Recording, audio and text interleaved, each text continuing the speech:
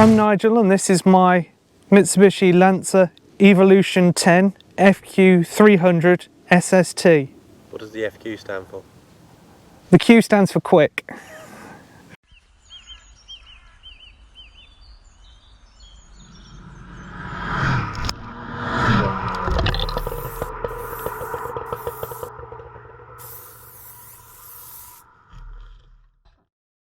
So Mitsubishi in the early 90s, in 1992, decided that their Mitsubishi Galant that they were rallying at the time was a little bit heavy, a little bit big for the rally track.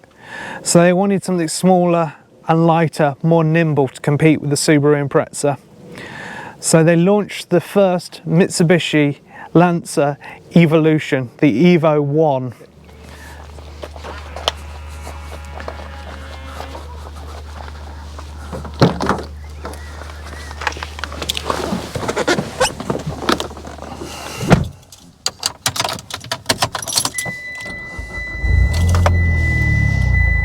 The FQ300 came with 295 PS as standard from the engine officially, making it the 300 model, 300 horsepower in the 4B11T format. But mine has been somewhat tickled up, you know, it's not standard, it's been tuned slightly, had a few nice tasteful modifications put onto it.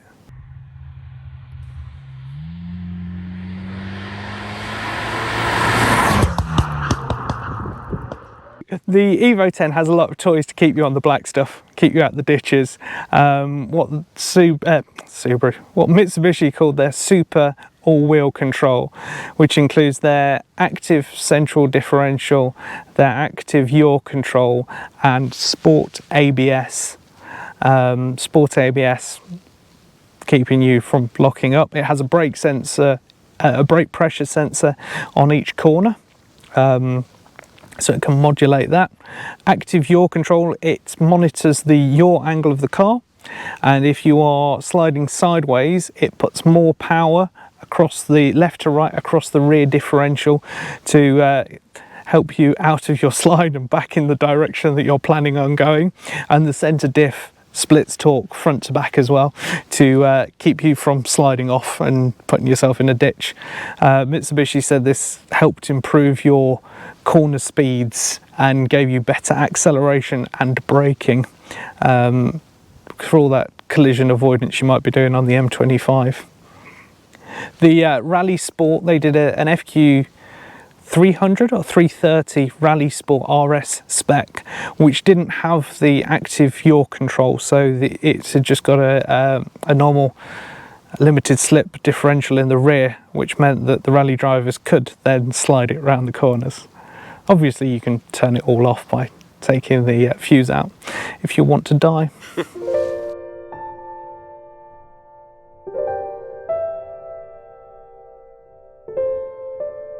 When I bought the car, it had quite an aggressive tune already on it. Someone had been in there and tweaked it up a little bit. I've got a dyno sheet for 300 wheel horsepower, so it's making a fair amount of horsepower. The previous owner had put a rather loud straight through decatted exhaust on it, and they'd put a aftermarket airbox on it and relocated the blow-off valve. Since I've owned it, the alloys that came on it with the original Enkis, they were very much beaten up and had a lot of road rash on them. So I've replaced those with the OZs.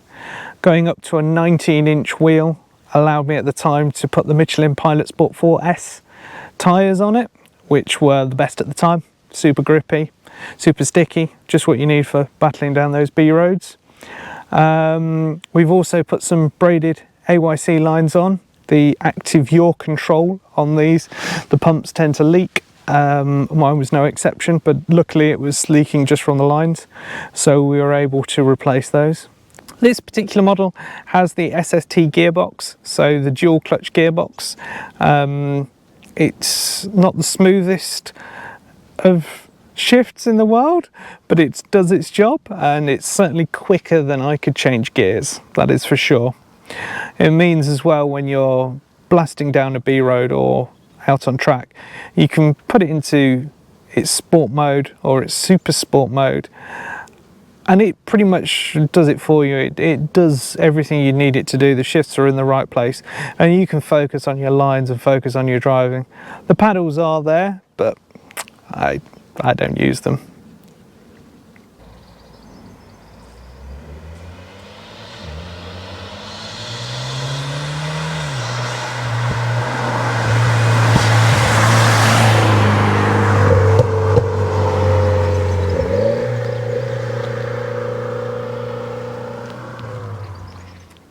It really is a bit of a beast to drive. It's a bit of a Jekyll and Hyde car. In normal mode, it's pretty compliant. You can poodle around, you can drive to the shops without too much bother. In sport mode, it becomes a bit of an animal, a bit of a handful, but nothing too bad. And then in super sport mode, it's what I'd call the full ASBO. It becomes very rowdy and almost impossible to drive at 30 miles an hour. It just wants to go and stop, which is quite nice. It means that you can calm it down. So, you know, driving between villages, you can blast it along in sport and then just knock it back into normal mode and quietly poodle through the village like a mature adult, and then thrash it out the other side.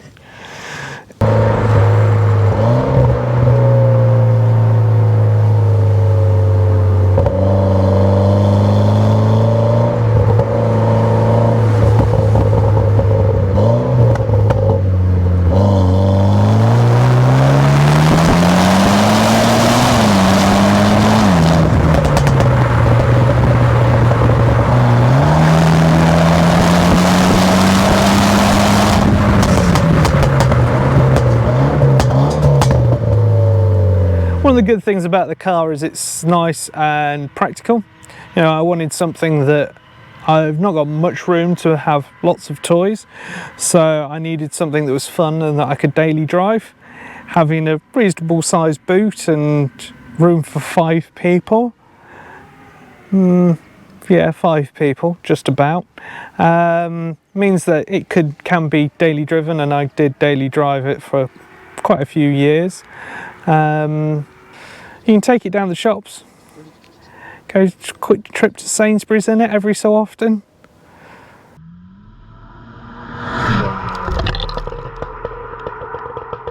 The car's now done about 115,000 miles. You know, I didn't want a low mileage pristine example because I wanted to drive the thing and drive it hard, and also I wanted to work on it myself. After 115,000 gentle miles, the sports mode button is actually starting to wear from so much use. It could probably do with an engine rebuild, and it's getting that way. That's on the list. Bit of a freshen up. Apart from that, it's fine. It's pretty much a finished project, if such a thing could exist. So in the UK, Mitsubishi didn't think that cruise control was necessary, because, you know, according to the Japanese, it's just all B roads and no motorway. So they didn't find it necessary to fit cruise control, but all the electronics are there. You just need to fit the switches. So a switch on the brake pedal and on the steering wheel, and plug it in and it works. It's fantastic. So it now has cruise control. The Evo 10 was very different to its predecessors. The engine was very different, going from the iron block to the aluminium block for emissions reasons. The gearbox, putting in the DCCT gearbox, the chassis, the design, everything was totally different. The 7, 8 and 9 were all a very similar platform. With the 10, they really sort of went back to the drawing board and built it from the ground up. It's a lot stiffer than the 9 as well, and a lot of that stiffness comes from redesigning the chassis, designing it specifically for the engine and the application that it was built for. It is the last model, the end of an era. And that's quite sad, really, considering how different it was and how much development was put into it. But that was the Mitsubishi corporate policy at the time. In 1997, my mom took me to see a special stage at Donington Park of the World Rally Championship. It was only a short course and it was at night, so all you could see were glowing brake discs and the smell of petrol in the air. It was right around the time that Mitsubishi and Subaru were at loggerheads in the championship, piling loads of development into it, loads of money, and it was a Subaru versus Evo battle that I saw. And ever since that day, I was always taken by rally cars, always fancied one. And then the opportunity came up to buy this Evo 10, the rally car for the road. Prices of them were getting quite expensive, but this one came up and it was particularly cheap, worryingly cheap actually. The kind of car that you look at online and think, there's probably something drastically wrong with that car, but I'll buy it anyway. So in classic style, I bought it sight unseen, phoned the guy up and asked him if he could deliver it, and when he said he could deliver it, that was it. It was sold. I paid him the asking price and he delivered it a few days later. It did turn out that it had been in quite a nasty accident at one point in its life, with quite a bent front subframe, which we replaced with one from a scrapyard. After replacing the curbed alloys and other little bits and pieces, the suspension, someone had put the Bilstein suspension off of a later, off of the 330, off the MR, onto it, and that was rusty. It looked like it had been sat on a shelf in a scrapyard for a few years before making it onto the car, in which place it continued to rust.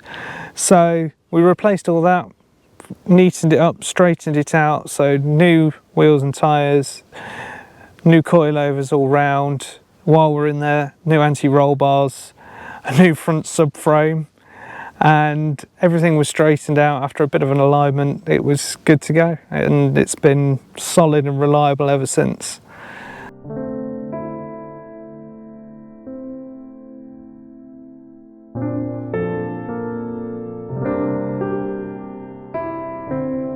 Most of these cars, they're sort of poster cars, a bit of a dream.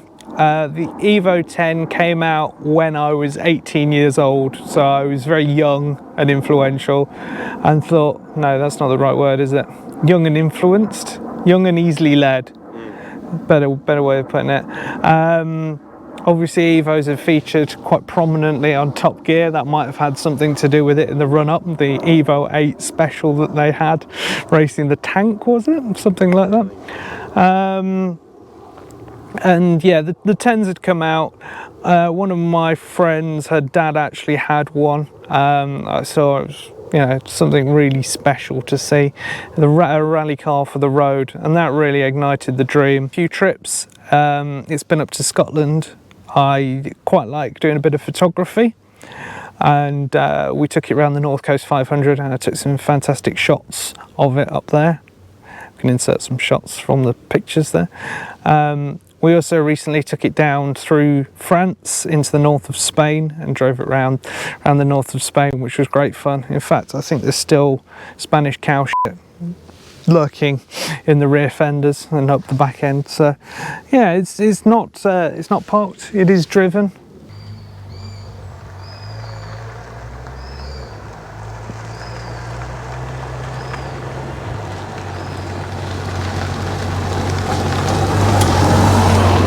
You do get a certain amount of excitement behind the wheel as you crest through the perfect corner, put your foot down and feel the power build. The four-wheel drive doing its thing as you power out the bends is a fantastic feeling, and something that you only get with the sort of rally-bred heritage of the cars. We took it round as much as we could of the Le Mans race circuit. The Le Mans circuit is made up of quite a few public roads, and we're able to take it down quite a bit of that and gently ease onto the rumble strips, whilst adhering strictly to the French speed limits naturally. That was very good fun. It does attract quite a bit of attention. The number plate kind of sets it apart from other cars, and one of the things that I really do like is when you're on a motorway or driving in traffic and someone looks across and sees it and they either smile, give you the thumbs up, or give you a wave. You know, there is a real sense of community in having one, and that's really cool. One of the problems with it, one of the biggest issues, are the Tesla drivers who want to race you away from the traffic lights. Just don't bother. Just don't bother, especially when there's a corner involved. You don't stand a chance. So one of the problems with owning a very niche Japanese car is getting parts for it. The parts themselves are quite expensive and the lead times are very, very long, especially at the moment. You can wait sort of 4 months for parts to turn up if they need to be shipped from Japan, which can be a bit of a challenge, and partly why I don't now daily drive it is because getting parts is expensive and difficult, and with something you need to keep on the road and you rely on, you can't really do that.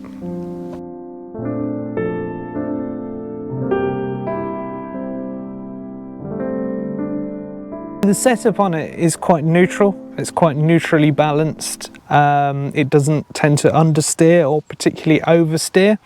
If you're going in too hot, then yeah, you can get it to do both of those things, but generally it's pretty well balanced. It's very direct. The steering in it is there's no slop at all. It is as you'd expect it to be. Every little movement and input is reacted upon by the car. It's got the Olin road and track suspension on it, which is quite stiff. You can feel most of the bumps in it, but in doing so it remains really flat in the corners and you really get a sense of feedback from the road as you're blasting between corners. You know, you can really sort of feel the car straighten out and off it goes. It's a great sensation and a lot of fun. It is a real pleasure to drive and very accessible as well. You know, anyone can jump in it and really drive it hard and fast. And it's nice, it's very comfortable to do that as well. You don't feel ever like you're really pushing the boundaries of what the car is capable of, which is a very nice place to be. The car's pretty heavy on its brakes. You do a lot of fast starts and fast acceleration and big stops into the corners. So it does eat the brakes, but it does have really nice large rotors on it to dissipate the heat. We recently put on some EBC pads and some M-Tech discs onto the front and flushed all the brake fluid through. So hopefully we get less brake fade now, but it was a bit of an issue in the past. When you're driving, one of the things you really notice are the seats. It's got some nice Recaro bucket seats in there. They're quite snug. I always refer to them as my weight loss program because I'm not a small guy, and if I do put on any weight, I can really feel it in the seats in this. You know, they're nice and tight around the hips, and as soon as I put on a few kilograms, the car lets me know. But they are very comfortable on a long journey and keep you nice and held in place around the corners.